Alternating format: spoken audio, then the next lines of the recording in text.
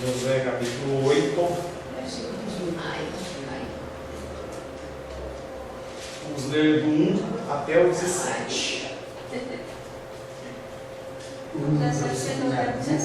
Não, nós vamos ler do 1 ao 17 e a gente continua a exposição. Josué capítulo 8, verso 1 em diante. Disse o Senhor a Josué: não temas, não te atemorizes. Toma contigo toda a gente de guerra e dispõe-te sobre a Ai. Olha que entreguei nas tuas mãos o rei de Ai e o seu povo, e a sua cidade, e a sua terra. Farás a Ai e ao seu rei como fizeste a Jericó e ao seu rei. Somente que para vós outros saqueareis os seus despojos, o seu gado, pões emboscadas a cidade por detrás dela. Então Josué se levantou e toda a gente de guerra para subir contra Ai. Escolheu Josué 30.000 homens valentes e os enviou de noite. Deu-lhes a ordem dizendo: eis que vos poreis de emboscada contra a cidade por detrás dela. Não vos distancieis muito da cidade, e todos estareis alertas. Porém eu e todo o povo que está comigo nos aproximaremos da cidade. Será que quando saírem como antes, contra nós fugiremos diante deles? Deixemo-nos, pois, sair atrás de nós, até que os tiremos da cidade. Porque dirão: fogem diante de nós como antes. Assim fugiremos diante deles. Então saireis vós da emboscada e tomareis a cidade, porque o Senhor vosso Deus vos entregará nas vossas mãos. Havendo vós tomado a cidade, por-lhe-eis fogo, segundo a palavra do Senhor, fareis, e eis que vos ordenei. Assim Josué os enviou, e eles se foram em emboscada, e ficaram entre Betel e Ai, ao ocidente de Ai. Porém Josué passou aquela noite no meio do povo. Levantou-se Josué de madrugada, passou revista ao povo, e subiram eles e os anciãos de Israel diante do povo contra Ai. Subiram também todos os homens de guerra que estavam com ele, e chegaram-se e vieram defronte da cidade. Alojaram-se do lado norte de Ai, havia um vale entre eles e Ai. Tomou também os 5 homens e os pôs entre Betel e Ai em emboscada, ao ocidente da cidade. Assim foi posto o povo, todo o acampamento ao norte da cidade e emboscada ao ocidente dela. E foi Josué aquela noite até o meio do vale, e sucedeu que, vendo o rei de Ai, ele e os homens da cidade apressaram-se, levantando-se de madrugada, saíram de encontro a Israel à batalha, defronte das campinas, porque ele não sabia achar-se contra ele uma emboscada atrás da cidade. Josué, pois, e todo Israel se houveram como feridos diante deles e fugiram pelo caminho do deserto. Pelo que todo o povo que estava na cidade foi convocado para os perseguir, e perseguiram Josué e foram afastados da cidade. Nenhum só homem ficou em Ai, nem em Betel, que não saísse após os israelitas, e deixaram a cidade aberta e perseguiram Israel. Amém? Nós meditamos na semana passada até aí, e aí nós falávamos que havia sido eliminado todo o juízo, porque Acã, ele havia sido morto, o que tinha sido roubado tinha sido devolvido, e o Senhor era novamente com Israel, e deu a estratégia para Josué da seguinte maneira: todos os homens de guerra têm que sair. Você pega uma parte desse povo e coloca atrás da cidade, escondido. Quando for de madrugada, a gente vai dar a entender para eles que nós vamos atacar, esse povo vai ver a gente, e eles vão olhar e vão falar assim: eles já fugiram uma vez da gente, vamos juntar todo mundo e vamos destruir esse povo de vez. Abriram a porta da cidade, eles saíram para cima de Israel. E aí Israel, quando olha para eles se fingiram de coitadinhos, se fingiram de dodóis, e olharam para aquele povo vindo e fugiram. E aí eles olharam e falaram assim: eles foram entregues nas nossas mãos, vamos todo mundo. Juntou o povo, toda a cidade, e foram atrás dos israelitas para matar eles. Nesse momento, o povo que estava de emboscada atrás, ele sai de trás da cidade, vai, entra na cidade que estava com a porta aberta e toca fogo. Verso 18, verso 17: nenhum só homem ficou em Ai, nem em Betel, que não saísse após os israelitas, e deixaram a cidade aberta e perseguiram Israel. Então disse o Senhor a Josué, verso 18: estende para Ai a lança que tens na mão, porque a esta darei na tua mão. E Josué estendeu para a cidade a lança que tinha na mão. Ele tinha uma lança na mão, e o Senhor falou: estende. Era um sinal para ele. E aí a pergunta: será que esse foi o sinal que eles deu para aquele povo que estava atrás da cidade atacar? Não sei. Não sei. Nesse ponto da batalha, o Senhor assume o controle. Exatamente como fizeram no verso 2, no qual foram dadas orientações específicas acerca do posicionamento. Parte dele fica na frente, parte fica atrás. O Josué naquele momento estende a sua lança. Mas será que o povo conseguia ver lá de longe essa lança? Talvez o ato de apontar a lança fosse seguido de um outro sinal que seria transmitido aos emboscados. O mais provável é que o uso da lança fosse apenas simbólico, na qual Deus ele manda que Josué estenda a lança até que todo mundo seja destruído. Assim como a lança que estava na mão de Josué, assim também a cidade seria destruída. Enquanto ele mantivesse a lança estendida, aquele povo iria prevalecer. Uma passagem semelhante acontece enquanto Moisés está assim em cima do monte e eles vão guerrear contra o povo, e Deus fala para eles: olha, você levanta as suas mãos para o povo, enquanto você estiver com suas mãos levantadas, aquele povo está prevalecendo. E aí Moisés ficava com a mãozinha assim e ia cansando os braços. Quando ele abaixava a mão, o povo começava a perder. E aí Josué e mais um outro colocaram Moisés sentado e os dois seguravam o braço. Era algo apenas simbólico, mas que havia sido exigido por Deus como uma manifestação do poder dele. Então a emboscada, verso 19: então a emboscada se levantou apressadamente do seu lugar. Houve um sinal, seja a lança, seja qualquer outro tipo de sinal. Então a emboscada se levantou apressadamente do seu lugar, e ao estender ele a mão, vieram à cidade a tomarem, apressaram-se e puseram nela fogo. Eles correram para dentro da cidade e colocaram fogo, acenderam fogo. Mas você vai ver dele lá para frente que esse fogo não foi incendiar a cidade inteira, foi simplesmente um jeito de fazer um sinal para o povo que estava lá na frente. Verso 20: virando-se homens de Ai para trás, aí eles estavam correndo atrás do povo de Israel, e eles sentiram o cheiro de queimado. Um olhou para trás, um cutucou o outro e falou assim: gente, olha o que está acontecendo. A gente saiu com todo o nosso povo de guerra para perseguir esses israelitas, mas lá atrás o povo já está tomando conta da cidade. Virando-se os homens de Ai para trás, olharam, e eis que a fumaça da cidade subia ao céu, e não puderam fugir nem para um lado nem para o outro, porque o povo que fugia para o deserto se tornou contra os que perseguiam. Quando o povo que estava com Josué lá na frente, verso 20, quando o povo que estava com Josué fingindo que estava fugindo, viu a fumaça que era o sinal deles, eles se voltam contra aquele povo e voltam para atacar ele. E eles estavam numa posição da seguinte maneira: do lado esquerdo, montanha; do lado direito, montanha, não tinha para onde fugir. Na frente, 25 mil, 30 mil israelitas; atrás, mais 5 mil, e eles não sabiam para onde ir. Virando-se homens de Ai para trás, olharam, e eis que a fumaça da cidade subiu ao céu, e não puderam fugir nem para um lado e nem para o outro, porque o povo que fugia para o deserto se tornou contra os que o perseguiam. Verso 21: vendo Josué e todo Israel que emboscado a tomar a cidade, e que a fumaça da cidade subia, voltaram e feriram a Ai, o povo de Ai. Eles não tinham para onde sair, eles estavam sendo atacados por trás e pela frente. Verso 22: da cidade saíram os outros, aqueles que tinham começado a tocar o fogo da emboscada, ao encontro do inimigo, que assim ficou no meio de Israel, uns de uma parte e outros da outra. Feriram-no de tal sorte que nenhum deles sobreviveu, nenhum escapou. Todo mundo morreu, todo mundo que saiu ali para perseguir o povo de Israel morreu. Porém, ao rei de Ai tomaram vivo. Por que eles tomaram o rei vivo? Porque Deus mandou, lá no versículo 2, que da mesma maneira que vocês fizeram com o povo de Jericó e ao seu rei, vocês fariam. E aí o que eles fizeram com o rei de Jericó, a gente vai ver no versículo 29.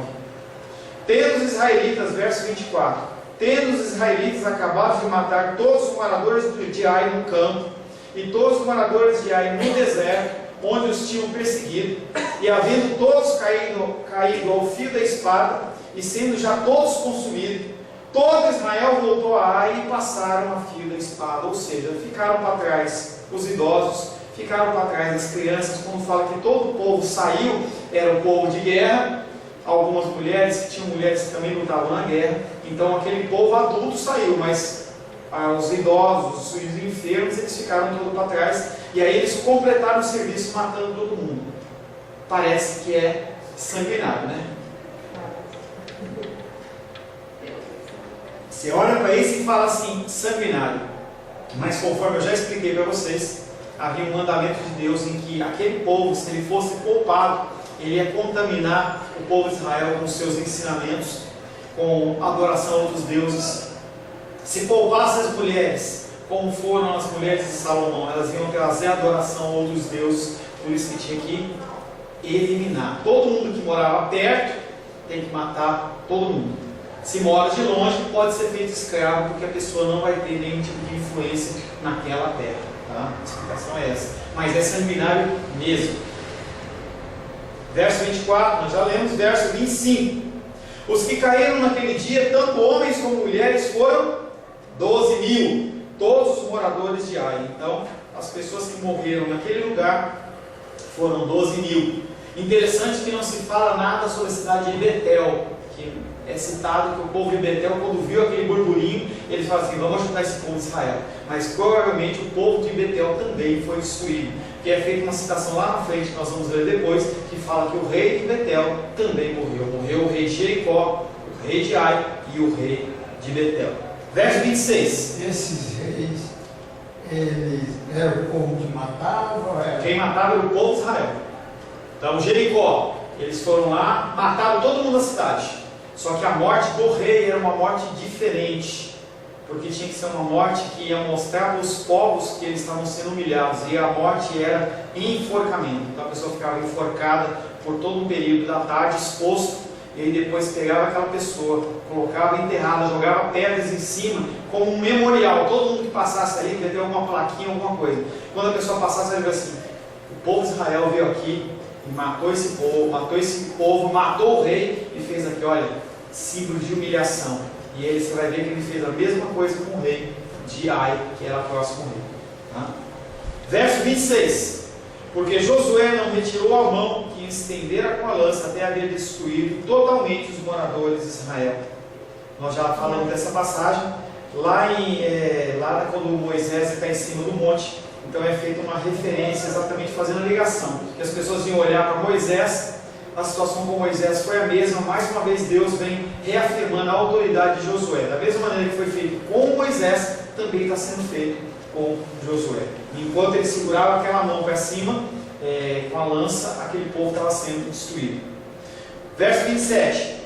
Os israelitas saquearam, entretanto, para si o gado e os despojos daquela cidade, segundo a palavra do Senhor que ordenara a Josué. Mas por que agora o povo poupou os animais?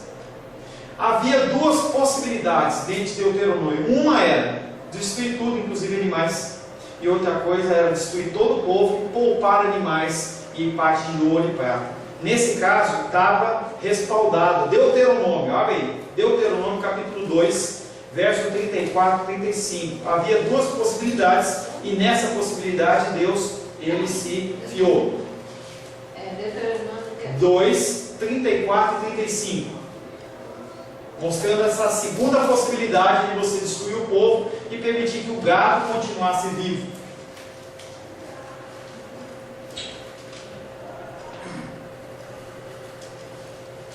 Alguém lê? 34? 34 e 35. Naquele tempo tomamos todas as suas cidades e a cada uma destruímos com os seus homens, mulheres e crianças. Não deixamos sobrevivente algum.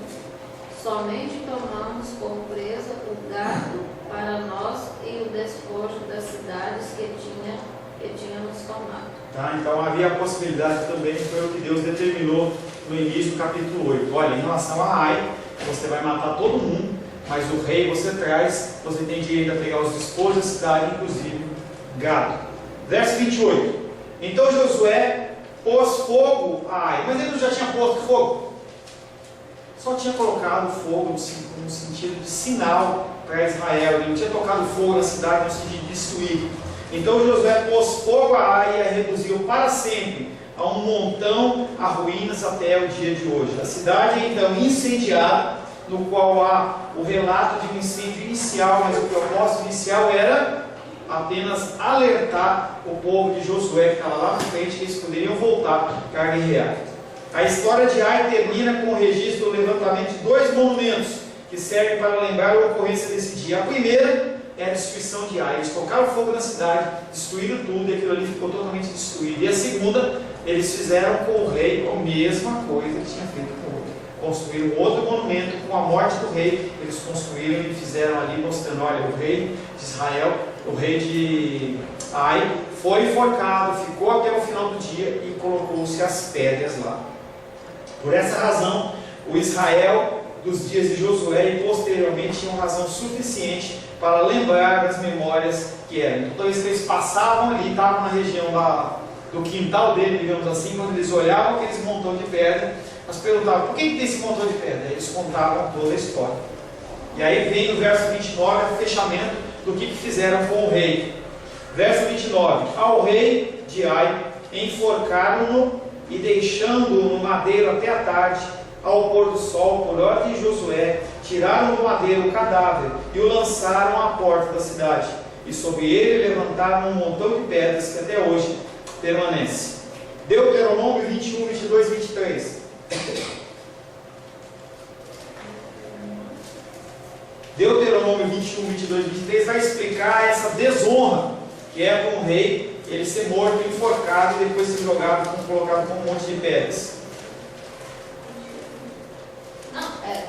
Deuteronômio capítulo 21, versos 22 e 23.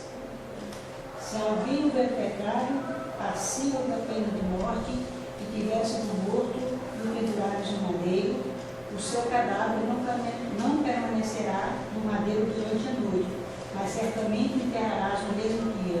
Portanto, o que for pendurado no madeiro é maldito de Deus. Assim não contaminarás a terra que o Senhor teu Deus te dá em herança.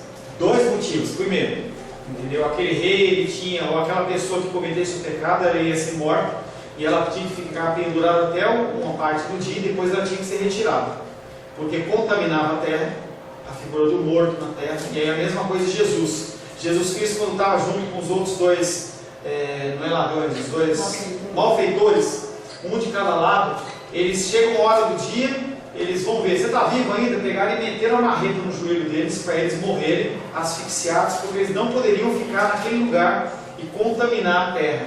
Então havia esse tipo de condição que foi feito com o rei de Jericó, com o rei de Ai e também com Jesus Cristo, tá?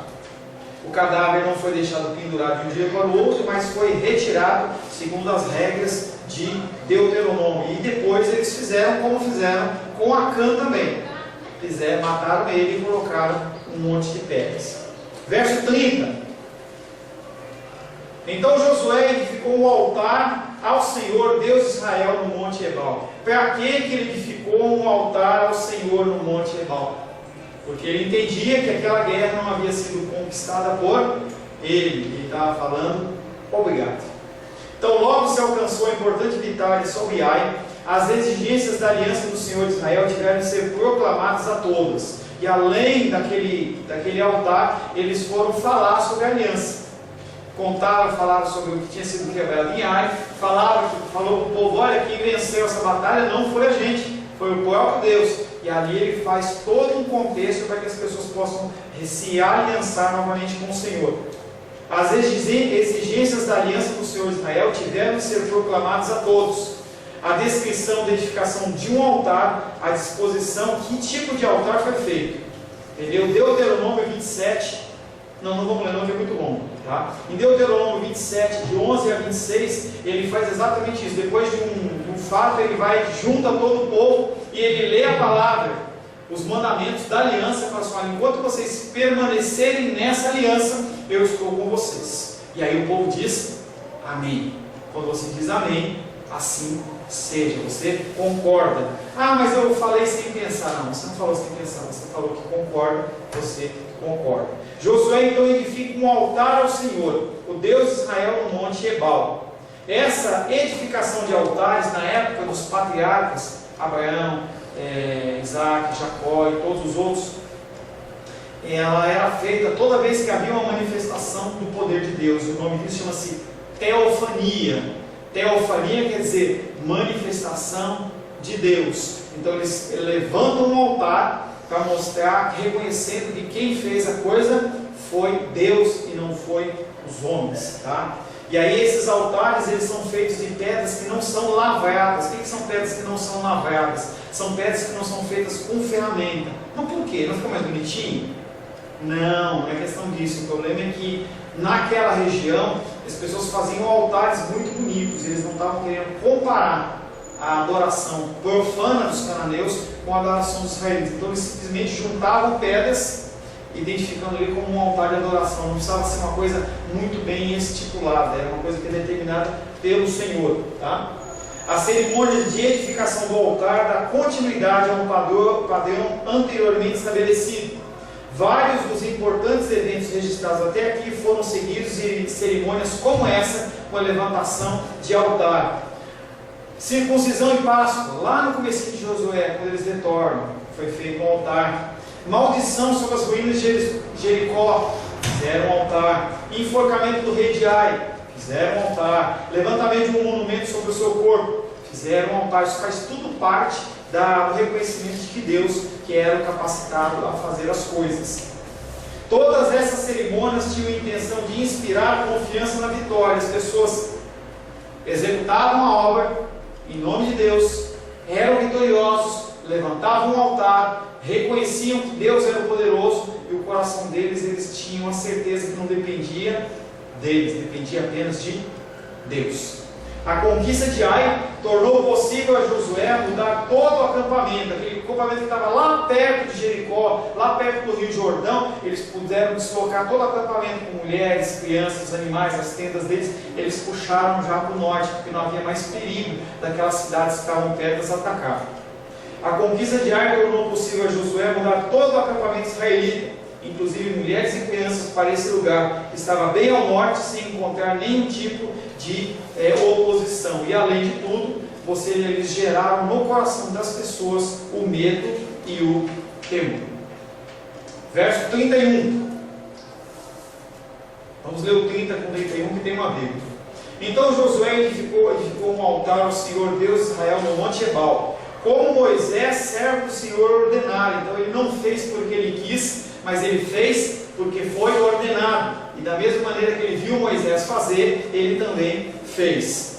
Como Moisés, servo do Senhor, ordenara aos filhos de Israel, segundo está escrito no livro da lei de Moisés, a saber, um altar de pedras toscas, sobre o qual não se manejara instrumento de ferro. Sobre ele ofereceram holocaustos ao Senhor e apresentaram ofertas pacíficas. O que é o holocausto?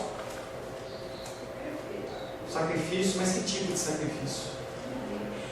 Sacrifica um animal e ele toca fogo nele, mata ele, queima ele inteiramente, reconhecendo que Deus ele é soberano. E ofereceram ofertas pacíficas, que aí eram aqueles cereais, aquelas ofertas mais simples, sem a morte de sangue. Então naquele momento eles fizeram sacrifícios ao Senhor. O altar é construído de acordo com as leis de Moisés. Tudo se faz conforme estava escrito no livro de Moisés, particularmente Deuteronômio, capítulo 27, não vamos ler que é muito longo, 27, capítulo 2, até o verso 26, vem descrevendo tudo isso que a gente já falou. O altar é construído com pedras brutas, como especificado. Êxodo 20, 25, só para buscar uma referência, porque que eles usaram pedras não lavradas, ou pedras trabalhadas com ferramentas. Êxodo 20, 25. Pode. Se me levantares um altar de pedras, não o farás de pedras lavradas, pois se sobre ele manejares a tua ferramenta, profaná-lo-ás. Então, é uma determinação de Deus. É uma coisa que a gente tem falado bastante. Você quer adorar Deus? Você quer fazer o que agrada ao Senhor? Você tem que fazer conforme a palavra dele manda, não como você acha. E hoje tem uma mania dentro das igrejas que fala assim: eu posso fazer qualquer coisa para Deus porque Deus conhece meu coração. E como conhece? você quer agradar a Deus, você tem que cumprir os mandamentos do Senhor conforme Ele assim determina e não conforme você quer oferecer. Tá? A Glendinha saiu agora para comprar um pouco de alface para o almoço e eu particularmente não gosto de alface. Eu brinquei com ela. Não precisa de alface. E ela falou assim, não, eu gosto de alface. Então, se você quiser ser agradado a alguma coisa, todo mundo tem uma comida. Eu gosto desse exemplo porque é mais fácil você entender. Todo mundo tem uma comida que gosta e uma que não gosta. Qual comida que você gosta, Nandinha? Gosta. Gosta, gosta. Eu gosto de feijão com arroz e bife. Feijão com arroz e bife. Qual uma comida que você não gosta? Que tipo assim, aquela comida misturada, assim. Dá um nome, João. Macarrão, por exemplo. Macarrão. Então, se a gente quiser agradar a Naldinha, a gente tem que levar para ela para comer, ou levar para ela comer arroz, feijão e bife. Mas eu acordei cedo, eu sou uma pessoa que faço um macarrão maravilhoso, eu faço a minha própria massa, fiz uma massa, preparei, ficou linda, maravilhosa, fui lá, preparei com melhores molhos, tudo, e vou lá para a Naldinha e falo assim, apresento para ela o meu macarrão, ela vai gostar? Mas eu não fiz com carinho, e daí? Não é o que ela gosta. Não adianta você oferecer algo que a pessoa não gosta. Deus é a mesma coisa. Ele não pede que você o adorar. Ele não pede que você oferecer adoração para Ele. Mas se você quer fazer, faça conforme Ele está mandando você fazer. Como aqui nesse caso. Você quer fazer um altar para mim? Porque eu sei que eu sou Deus. Você acha que mudou alguma coisa para Deus eles levantarem um altar para Ele? Ele continuou sendo da mesma maneira. Mas você quer levantar? Você tem que levantar dessa maneira. Então o povo de Israel tem sido trabalhado, e nós também, para que nós possamos oferecer a Deus o que Ele espera e não o que nós queremos oferecer. Lembra sempre do macarrão da Naldinha. Se quiser agradecer, agrada a ela, não leva ela para comer macarrão ou leve macarrão. Leve o arroz, feijão e bife. O arroz, feijão e bife de Deus está aqui, ó, como Ele quer ser adorado. Amém? Feche seus olhos. Senhor, em nome de Jesus, agradecemos a Ti por esse tempo que estivemos meditando na Tua Palavra. Nos ensina para que oferecermos a adoração que o Senhor espera. Nós queremos, Pai, em nome de Jesus, oferecer algo agradável a Ti, oferecer a nossa vida, oferecer o nosso coração. Mas nós precisamos ser orientados pelo Teu Espírito Santo para que nós possamos oferecer o que Te agrada, Pai. Agradecemos ao Senhor pelo tempo que estudamos o livro de Josué nesta manhã, em nome de Jesus. Amém.